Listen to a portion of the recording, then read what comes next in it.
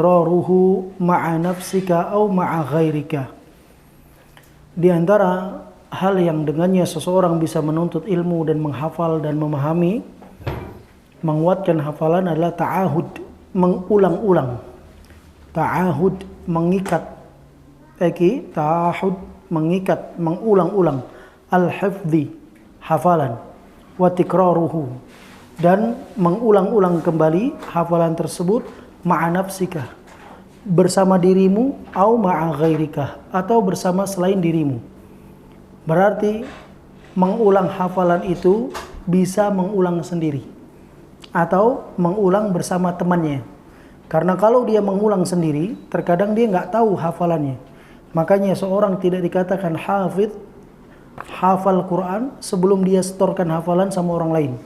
Kenapa? Karena kalau dia menghafal, sudah terlanjur hafal, kemudian tidak disimak oleh orang lain, dipastikan hafalannya keliru. Ketika dia sudah keliru, tidak pernah dia perbaiki dan tidak pernah diperdengarkan kepada orang lain, maka sampai mati hafalannya seperti itu nggak berubah. Makanya perlunya seseorang ketika menghafal adanya pendamping, terutama adanya guru. Ketika seorang belajar tanpa ada guru, maka penyimpangannya akan lebih banyak dibandingkan kebenarannya. Seorang alim ulama mengatakan, man kana kitabuhu ustadhuhu fa khata'uhu akthar min shawabih. Barang siapa yang menjadi gurunya adalah bukunya sendiri, maka kesalahannya lebih banyak dibandingkan benarnya. Beliau mengatakan, ahyanan idza hafizal insanu syai'an minal ilmi qad la yastati'u an yatathabbatahu binafsihi. Ahyanan, terkadang, idza, apabila, hafidha, menghafal, al-insanu, seseorang, syai'an, sesuatu, minal ilmi, dari sebagian ilmu, qad la yastati'u, terkadang dia tidak mampu, an yuthabbitahu, untuk menguatkan ilmu tersebut, binafsihi, atas dirinya sendiri. Jadi terkadang seseorang apabila dia menghafal suatu ilmu, dia nggak bisa menguatkan hafalannya sendiri, maka butuh pendamping, butuh pasangan. Makanya kan di sini kamu halaqah Al-Quran ada pendampingnya. Pertama sama ustadznya. Kemudian kalau sudah dapat hafalannya baru digandengkan. Biruni sama Fauzan, Eki sama Ibrahim, didampingkan, saling mengulang murojaah. Ya, itu tujuannya apa? Agar hafalannya dapat dan kuat. Kalau dia mengulang sendiri, dia nggak tahu di mana dia salahnya. Tapi kalau dia mengulang sama temannya, dia ketahuan yang mana yang salah, yang mana yang harus diperbaiki dari hafalan yang sudah dia hafal. Beliau katakan, lakin idza sta'ana ba'dallah bi akhin lahu kana dzalika anfa'u lahu. Akan tetapi idza, apabila, ista'ana, meminta bantuan setelah bantuan Allah, bi akhin, dengan saudaranya, kana dzalika anfa', yang demikian lebih bermanfaat baginya. Subhanallah, itu Syekh Ibnu Utsaimin rahimahullah taala, beliau itu selalu menyetorkan hafalan sama muridnya. Ya, beliau kalau mau pergi ke masjid itu setor hafalannya itu sambil berjalan. Itu 5 lembar, 5 halaman sambil berjalan ke masjid. Beliau ke masjid nggak pakai kendaraan, jalan kaki. 5 halaman. Itu ada pendampingnya yang menyimaknya. Nanti pulang dari masjid 5 halaman. Ya, berarti kalau satu hari pergi ke masjid 5 halaman, pulang 5 halaman. Jadi berapa totalnya? Dia sudah dapat satu juz. Itu baru salat subuh, zuhur, maghrib, isya dan asar. Zuhur, asar, maghrib, isya, itu masing-masing 5 halaman. Pergi balik seperti itu. Jadi setiap hari beliau merojaah dengan rekannya berapa kali? 5 kali pertemuan atau 10 kali pertemuan. 5 kali 10 sama dengan 50 halaman. 50 halaman sama dengan 1 juz. Berarti 5 juz. Berarti setiap 1 pekan sekali beliau khatamkan Al-Quran. Jalan ke masjid dia. Cuman jalan saja. pergi 5 halaman, pulang 5 halaman. Setiap hari. Makanya Syekh Ibnu Utsaimin rahimahullah ta'ala sangat rasikh, kuat hafalannya. Kuat di hafalannya. Kenapa? Karena diperdengarkan terus. Diulang-ulang, diulang-diulang. Ya. Imam Bukhari pernah ditanya, "Wahai Bukhari, bagaimana kamu bisa menguatkan hafalanmu?" Apa kata beliau? "Bikathratin nazar." Dengan banyak melihat bacaan tadi, diulang. Kalau nggak diulang nggak bisa.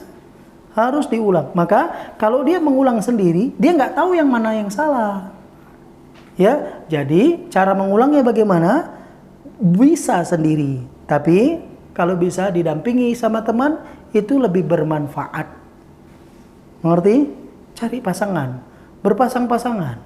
Untuk apa? Murojaah, mengulang hafalan.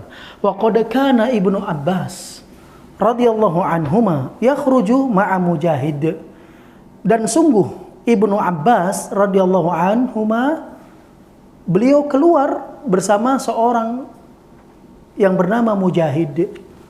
Mujahid ini adalah seorang tabi'in. Ibnu Abbas seorang sahabat tapi yang kecil. Sahabat kecil. Jadi Ibnu Abbas bertemu dengan Mujahid. Ibnu Abbas ini gurunya Mujahid. Tetapi beliau mengatakan, wa yaqul ya Mujahid. Apa kata Ibnu Abbas? Wahai Mujahid, iqra' alayya wa aqra'u alayka. Ini guru berbicara sama muridnya. Wahai Mujahid, wahai muridku, bacakan untukku hafalanmu, aku akan bacakan untukmu hafalanku. Saling bertukar. Terus murojaah, mengulang-ulang. Wa dzalika min babi tarsikhil hifdzi fi dhihnihima. Perbuatan itu, saling bertukar hafalan tersebut, mengulang-ulang, ini termasuk bagian dari penguatan hafalan dalam benak seseorang. Fa idza alimta min ikhwanika man yu'inuka 'ala al-hifdzi wa tattafiqu wa tanjasimu ma'ahu fi sifatin mushtarikatin fasta'in bihi ba'dallah azza wa jalla. Fa idza alimta, apabila engkau telah mengenal min ikhwanika, dari saudara-saudaramu, dari teman-temanmu, man yu'inuka, orang yang bisa menolongmu, 'alal hifdzi, untuk membantu hafalanmu, wa tattafiqu, dan cocok, wa tanjasimu, dan dia satu tubuh, artinya sudah sepakat, cocok dia, ma'ahu, bersama temannya, fi sifatin musytarikah, dalam sifat-sifat yang memiliki kesamaan. Ya, yang ini hobi murojaah, ini murojaah. Kalau itu berdua ketemu, setelah meminta pertolongan kepada Allah, maka katakan kepadanya, aqra'u alaihi wa yaqra'u alaik. Ya, aku bacakan, atau iqra' alaihi wa yaqra'u alaihi. Maka bacakan hafalanmu untuknya. Dia juga nanti membaca hafalannya untukmu. Tukarriru alaihi wa yukarriru alaik. Dia mengulang untukmu dan kamu juga mengulang untuknya. Wasatara min natijatin dzalika ma yasurruka. Engkau akan melihat buah dari engkau sering mengulang dengannya sesuatu yang membahagiakanmu. Jadi Ustadz dulu ada namanya di sana di Yaman tuh namanya Ustadz Muslim. Itu dia kalau mau belajar menghafal, dia minta dampingi di awalnya. Minta dampingi. Setelah dia sudah mulai bisa menghafal, saya bilang, kamu setoran hafalan sekali pertemuan 5 hadis. Sekali pertemuan 5 hadis setiap habis sholat. Berarti pagi ba'da subuh 5 hadis. Ba'da duhur 5 hadis. Ba'da asar 5 hadis. Ba'da maghrib 5 hadis. Ba'da isya 5 hadis. Setoran. Setelah itu sebelum tidur 25 hadis langsung. Satu pekan 100 hadis wajib di store. Kalau nggak store nggak boleh makan. Kayak gitu. Diulang-ulang setiap hari. Setiap hari. Di awalnya karena masih sedikit, masih mudah. Pada saat sudah sampai ratusan, itu mulai jarang mengurangi waktu tidur. Kenapa? Hafalan dibutuhkan pengulangan. Pengulangan. Kalau nggak diulang, nggak bisa. Harus diulang. Diulang terus, diulang terus, diulang terus. Terkhusus orang yang menghafal Quran dan menghafal hadis. Harus banyak diulang. Jangan pernah bosan. Dan ingat, bedanya ilmu agama dengan ilmu atau informasi-informasi dunia. Informasi dunia, kalau sudah pernah dapat, besok dikasih lagi, nggak mau dia. Kenapa? Oh, ini kemarin sudah dapat. Sudah ada informasi ini. Besok lagi. Seperti dulu ada koran, jual koran. Kalau sekarang sudah pakai internet. Kan gitu ya. Kalau berita sudah hari ini dapat, besok dikasih berita lagi yang sama, nggak laku lagi berita itu. Kenapa? Sudah basi beritanya. Betul? Ilmu agama ini dari zaman Nabi sampai hari kiamat diulang-ulang, tapi nggak pernah bosan. Kenapa? Allah letakkan kecintaan manusia dengan ilmu agama. Ngerti? Diulang dia. Terus dia diulang. Bukankah pelajaran sholat itu saja?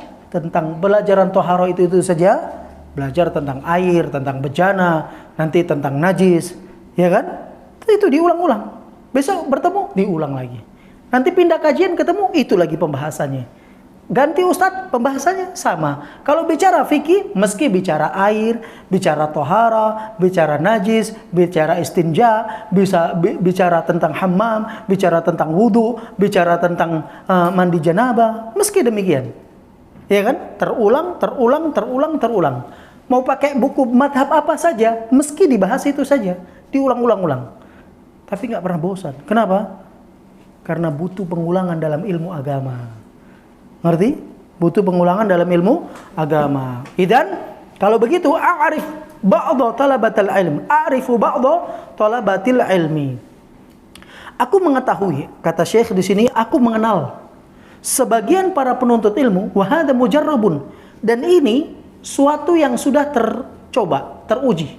Yaqul, dia berkata, idza aradtu hifdha syai'in qumtu bitasjilihi bisauti ala syaritin thumma u'idu sima'ahu asyaratil marrat. Kata beliau, idza aradtu, apabila aku ingin hifdha syai'in, menghafal sesuatu, qumtu bitasjilihi, maka aku mencoba untuk apa? Merekamnya.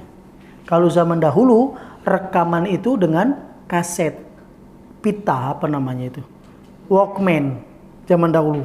Ya, ini zaman Syekh bisyarit, syarit itu tuh Walkman, kan gitu ya. Kalau sekarang sudah pakai handphone, sudah lebih mudah, kan gitu ya. Sudah direkam, habis itu apa? Summa u'idu sima'ahu, kemudian aku ulangin dengerinnya, diulangin lagi, dengerin, diulangi lagi. Berapa kali? Asyaratil marrat, puluhan kali aku mengulang. Makanya kalau kita belajar sekali dengar, kadang-kadang nggak bisa, nggak ngerti, nggak paham. Oh, saya pengen dengar kedua kali, nggak paham. Oh, mungkin kurang bersih ini hati. Berwudu, sholat 2 rakaat, minta kemudahan sama Allah, dengeri lagi, ke-3 kali, ke-4 kali, ke-5 kali, ke-6 kali, ke-7 kali, ke-10 kali, ke-20 kali, terus diulang. Untuk apa? Yarsakhul ilm fil qalb, menguatkan ilmu di dalam jiwa. Biar supaya kuat, supaya paham. Kadang ada orang yang Allah berikan karunia seperti Syafi'i rahimahullah ta'ala, sekali lihat, sekali dengar, langsung hafal. Tapi sekali maksiat, jatuh dalam dosa, hilang semua hafalannya. Oleh karena itu ketika Imam Syafi'i rahimahullah ta'ala berkata kepada gurunya Waqi', syaqautu ilal Waqi' an su'i hifdhi, aku pernah mengadukan kepada guruku Imam Waqi' ibn Jarrah tentang jeleknya hafalanku, fa arsyadani ila tarki ma'asi, maka guruku memberikan petunjuk kepadaku untuk meninggalkan dosa. Dosa yang dilakukan Imam Syafi'i ketika itu dalam kisah ini, beliau melihat tumit wanita yang sudah tua di pasar, dan itu nggak sengaja. Dalam riwayat lain, wanita itu ketika dia mau naik keledai tersingkap betisnya, nggak sengaja, terlihat, tapi rusak hafalannya.